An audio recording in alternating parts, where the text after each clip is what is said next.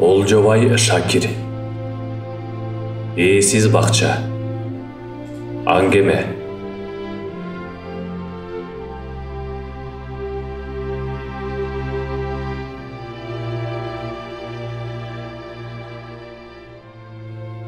Келесоону келесоо дебегенде эмне дейин. Ушу итибай анық келесоода. Келесоолугунан терезе түбүндөгү дүпүйгөн өрүктү кыярын кыйып, качандараак карс кулаганда жүрөгү зырылдады. Дүйнөсүнөн бирденке кемигендей боло түштү. Кемимек, атасы беки колунда быдыр токтобос жан эле. Анын багбандыгы бир айылдын элин тойгузганы менен өзүнүн жалаң төшөгүнөн дүйнө учтабай өттү. Өмүрү өткөнчө ач көздүгү жок жашаган беки абадай адам болобу? Айылда анын короосунда өскөн жемиштерди уурдап чоңойбогон бала жок. Алма өрүгүнө ууруга киргенибизди көрүп да, "Ай балдар, алдагысы быша элек, бери кирип мына бул эзилип бышкандарынан терсеңер" деп кайра бизди бакчасынын эң ширин алма өрүктөрүн аралатчу. Алма өрүктөр өзүбүздүн короодо деле төгүлүп жайнап, аларды жегенибизче жесек да тишибизге камалып, жээ ичинен курт чыккан үчүн беки абаныкына качырчубуз. Анын бакчасында эмне өспөсүн курту жок, анан эзилип бышчу. Күн биздин айылга тегиз тийсе да, негедир беки абанын бакчасындагы мөмө жемиштер баарыбыздыкынан эрте бышкандай сезилчү. Биз дайыма анын бакчасына качырганыбыздын жөнү өзүбүздүкүн үйдөгүлөр ысык көлгө эс алууга келгендерге сатат. А биздин колубузга алабоор, чала ушкандар гана тийчү. Башкалардын ата энесин билбейм, апам дайыма беки абанын үйүнө мени ээрчитип барып, жерге төгүлгөн алмаларын терип алганга уруксат сурачу. Алда бизге тергиле, силерден аябайт белем дегенден башка кеп айтчу эмес. Апам бечара анан беки абаныкынан терип келген алмаларды чоң жолдун боюндагы алма, өрүк, карагат, кызылгат саткандар менен бирге соодалачу. Атүгүл бир жолу беки абаныкынан терген алмалардын акчасын чогултуп жүргөн апам мага велосипед сатып берип кубандырган. Өзүбүздүн бакчадан терген жемиштердин акчасына болсо кышкыга көмүр сатып алганбыз. Бул кийин бара-бара апам экөөбүздүн турмуш оокатыбызга айланды. Жыл сайын беки абанын мөмө жемиштерин терип, керегибизге жаратып алчубуз. Бир курудай апам беки абанын колуна өзүңүздүн алмалардын акчасынан жок дегенде ушуну алып коюңузчу десе, таптакыр албай койду. Кайра апамды тилдеп, "Ушу кантип болсун? Бир эл, бир журтпуз, бирибиз менен бирибиз эсептешкен болбойт" дегенине апам өзү уялып калган. Апам үйдө жокто бир күнү тайенем келди. "Ай Боко, сенин бир милдетиң бар" дегенинен эмне дедим. "Сен эркек болгондон кийин атанын колунан тарбия таалим алышың керек. Атаң өлсө эле апаң ушинтип жүрө бермек беле. Биздин элде эркек бала уруксаат бермейин аял киши башканын босогосун аттаган эмес. Апаң али жаш. Турмушка сенин да белиң кат элек. Бирок эскирип калдың. Акшам муну жактырабы, жактырбайбы, ага 3 жолу 'Апа, эркинсиң' деп уруксаат бериш сенин милдетиң" дегени атамдын ашы жакында эле өткөндүктөн мени абдан ойлондуруп таштады. Менин күчүм жетпеген, мен али түшүнө элек турмуштук чечимдин алдында чайналып турганымды сезген тайенем маңдайымдан сылаганда үнүмдү ичиме катып, сүлкүлдөп ыйлап жибердим. Кар кишинин айтканын угуп, бирок өз чечимиме келе албай, көзүмөн жаш кылгырып тунжурап отура бердим. Негедир атамдын ашын өткөргөн күнү көзүмөн чыкпаган жаш тайенемдин ушул айткан сөзүнөн кийин сызылып берди. Жаш көзүмөн эмес, бүтүндөй толку боюман сыгылгансып токтободу. Же үн чыгарбай төккөн жаш токтобос болобу. Толку боюм сүлкүлдөп, тайенемдин эки тизеси, өзүмдүн эки жеңим куюлган жашка сууланып чыкканынан көзүмдү тайенемдин жеңине сүрттүм. Анын да эки жеңи чылкылдайт. Алакандары маңдайымды сылаган тайенемди кайраттуу деп жүрсөм, ал да үн чыгарбай ыйлап отурган экен. Карыган кишилер ыйлап атканда алардын толку бою сүлкүлдөбөгөнүн ошондо туйдум. Кийин бирок тайенемдин мага айткан ошол кебин апама таптакыр айта албадым. Айтайын дегем, апамдын бир чечимди эсе кабыл алган мүнөзүнөн чочуладым. Ал жок деп бир кепти озангандан кийин тайенем айткандай көктүгү жанында жок. Мен ага тайенем үйрөткөндөй, "Апа, эркинсиң" демекмин. Ал эмес түз эле беки абаны мага ата кылып берчи дейт элем. Бирок жок деп койсо эмне кылам? Ыгы келген күнү айтармын деп жүрө бердим. Мага Бекевадан башка бирөөнүн ата болгонун каалачу эмесмин. Эмнеге дейсиңби? Өзүм менен парталаш Касендин апасы бир күйөөдөн бир күйөөгө тийип, ырайымдуу бир да эркекке туш болбой жүргөнүн айылдын баары билчү. Ал эмес Касен өгөй атасына кекенип, апамды уруп койду, үйгө мас болуп келди деп арызданганын угуп калгам. Мүмкүн Касендин тагдырындай тагдыр мени да күтүп атпасын деп, апамдын ырайымсыз бирөөгө туш болушун каалабадым. Атамдан кийин апамды бактылуу кыла турган адам бир гана Бекева деген оюмдан кайтчу эмесмин. А башка эркектер катынын сабаган зөөкүрдөй сезилчү мага. Анткени биздин айылда аялын сабабаган эркек жок. Атам ыраматылык апама кол көтөргөнүн көрбөдүм. Бирок анын достору бири калбай катындарын сабай турганын билчүмүн. Алар биздикине келгенде мактанышчу. Камчы катуу болсо катын ыймандуу болот деп кече аяшыңды домдоп койдум. Досторунун мындай кебине атам эр экенсиң деп какшыгыргытып тим болор эле. Бирок атам катынга кол көтөргөн досторун жактырчу эмес. Ошон үчүн атамдан кийин апамды бактылуу кылар эркек бир гана Бекева дечимин өзүмчө. Айылдыктарда Бекеванын эч качан аялын урганын же сөккөнүн көрбөгөнүн узак кеп кылып, буга кадимкидей таң калышчу. Ал эмес аял өлгөнүнө канча жыл өтсө да жалгыз уулун өзү чоңойтуп, өзү тарбиялаган үчүн жемелешчү.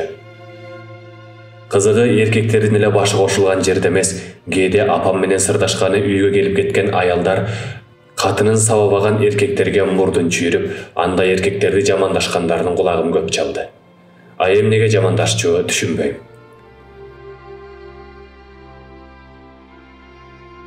Бекеванын көчөгө чыкканын анда-санда бир көрбөсөм, деги эле көрчү эмесмин.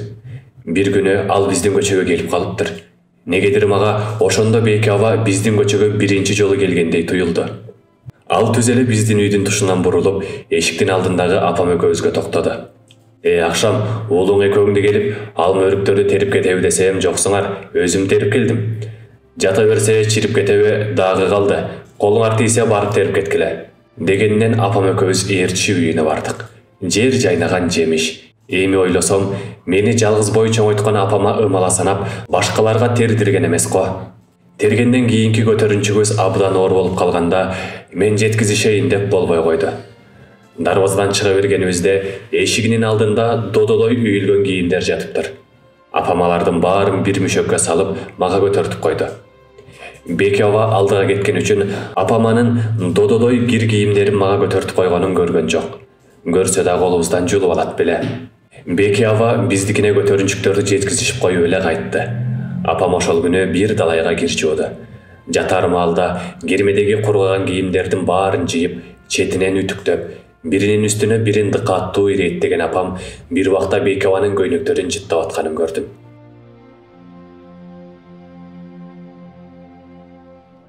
Мен анда жөн гана тазалыкты катуу кармаган апам өзүнөн өзү шектенип, чала жууп койдумбу деген үчүн жыттагандай түшүнгөм. Азыр ойлосом, апамдын ошондогу жуулган кийимдерди жыттаганында таптакыр башка маани бар окшойт. Эртеси апам жууп, үтүктөп койгон Бекеванын кийимдерин көтөрүп барсам, бизге абдан ыраазы болду.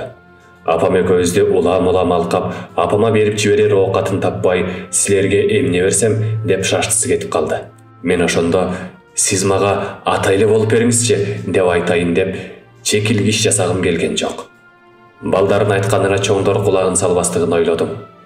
Мүмкүн бул үйгө дагы көбүрөөк келсек, Бекеванын кийимдерин дайым ушинтип апам жууп берип турса, экөө менин муратымды түшүнөр деп ойлодум. Үйгө кайтып, Бекеванын абдан ыраазы болгонун айттым да, апама берип жиберген сырты гүлдүү кутучаны карматтым. Кутучанын ичинде эмне бар экенин апам өзү эле көрбөсө, мага көрсөтпөй, үйгө жылап басып кирип кетти. Ошол күнү кечке, ал эмес кийинда тайенем үйрөткөн сөздү апама айтайын деп оозум барбады. Кээде тайенем келгенде, апаңа мен айтканды айттыңбы десе, өзүңүз айтпайсызбы деп чунаңдап калсам, тайенем тил дегенин койбочу. А мен айтам бир күнү дегенимди койбойм. Ай ошондогу эси жоктугум, кийин тайенем үйрөткөн сөздү апама айттым. Бир эмес бир нече жолу. Бирок апам мени ал айтканымды тамашадай көрүп күлүп коёр эле. Бир да жолу жок деп кесе айтпады. ойлонгонсуп калчу. Итибайды азыр келесо дегеним кичинесинде укмуш бала болгон. Мектепте да жакшы окуучулардан эле. Мүнөзү жоош, бир калыпта жүргөнүнөн мен аны жөн адам болбойт деп ойлочумун. Беки аба өлгөндөн кийин эле бузулду. Анын азан чакырылып коюлган аты Итибай эмес, Мырза. Бирок азыр айылда эч ким аны Мырза эмес, Итибай дешет. Мурда аны Итибай деп бир гана Беки аба эркелетчү. Итти жанындай көргөн баласы ар кимден эле күчүк сурап басып жүрчү. Атасы тилдеп, "Ой, ит эмне кыласың? Короо толтура бияктагыларыңды бага албай атып" деп да койдура албады. Анан да иттерине башкалар таппаган атты таап, ар биринин өз-өзүнчө атачу. Менин эсимде калган Тайбас, Дос, Сакбол, Сугалак деген иттери Итибайдын артынан калчу эмес. Мен деле итти жакшы көрчүмүн. Бирок аларга ат койсом, ойлонбостон эле башкалар сыяктуу ак төш, короочу же жолборс деген аттарды тандачумун. Итибай болсо ар бир итине эл таппаган аттарды койгон үчүн мен анын мындай артыкчылыгына чындап таң берчүмүн. Кээде күчүктөрдүн мүнөзүнө карап да ат ойлоп тапчу. Аны мен ошон үчүн жөн адам болбойт дечимин. Бир курдай сары итиңдин аты эмне үчүн Дос дедим. Ит адамдын досу дейбиз, бирок ага эмнеге Дос деген ат койбойбуз деп Дос дегендин маанисин мага көпкө чечмелеген. Ошондогу акылдуу баланын азыр киши болгондогу кейпин көрсөң, анык кем акыл болуп чыга келди. Айылга жакшылык же жамандыктарда гана каттабасам, шаардан кол кайдан бошойт. Бу сагым жон гана көптөн берки айылга болгон кусалыкты таркатканы баргам. Апамдын колундагы бойсунуп келаткан тун уулумда кенедейинен чоң энесиникинде өсүп, ал экөөбүздүн ортобузда ата бала сыяктуу сезим жок. Мен мындан кийинчерээк чындап чочулачу болдум. Тун уулумду апама караам болсун деп кенедейинен айылда калтырып таштап, азыр минтип аны менен мамиленин учугун уланта албай жүрбөймбү? Айылга көп каттаганга шылтоо издеп кезегинде чаап барам. Бул жолу апамдын алыбалын сурап отурсам, Итибай жөнүндө кеп болуп калды. Ал эмне кылып жүрөт десем, ошо кара жерге кирсин, катын балдары менен ажырашып кетирип жиберген. Баягы Беки аба асырап жүрүп өстүргөн бакчанын баарын кыйратып түбүнө жетти. Анын баарын отунга деп кыйып элге сатат. Акчасын жалаң ичкиликтен башкага коротпойт. Илгери сен экөөбүз мөмө жемиштерин терчү бир да дарак калган жок деп Итибайдын кылыктарын айтып бүтө албаган апам өз баласынын тагдырына кейигенде үшкүрүндү. Муну угуп Беки абанын үйүнө жөнөдүм. Чын эле бир да жемиш дарак калбаптыр. Короого башпагарым менен Беки абанын үйү көзүмө суук көрүндү. Мен бала кездеги дүпүйгөн дарактар түбүнөн кыйылып жок болгонун көргөндө бир нерсе издей баштадым. Дал ушул короонун ичинде ширин даамдуу алмаларды, өрүктөрдү терген колум менен жүрөк тушумду мыкчыдым. Апапакай жибек жоолук салынган апам менен Беки аба бакчалардын түбүндө жемиш терип жатканы көз алдыма элестеп туруп алды. Мен муну дайыма балалык кыялым менен элестеп жүрүп чоңойдум. Бул элести кыялым эмес, түшүмдө да көп ирет көргөмүн. Эстеп ичим сыйрылгандан ыйлап ийгим келди. Үйдүн сырты кепенин сыртындай тозуп, бир кезде заңгыраган чамгарак жылдан жылга жерге чөгүп бараткандай жапырая түшүптүр. Жер чөккөнбү, же үй өзү чөккөнбү, жалпак кепени көрдүм. Мен ошондо бир кезде тайынем үйрөткөн сөздү апама айтпай жүрө бергеним үчүн Беки абанын чамгарагы минтип ээн кепеге айлангандай туюлду.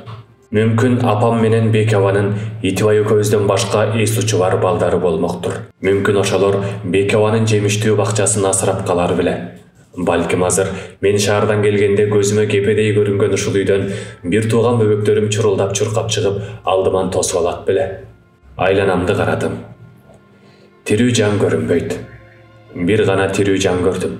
Кепенин терезе тушундагы жаңы кыйылып тарбайып жаткан дарактын жанында колундагы балтаны жаңы эле жерге койгон Итибай экен. Балтанын башындай мурду жерге сайылчудай болгон алакмак эң акыркы кыйылган жалгыз даракты мелтейип тиктеп отуруптур.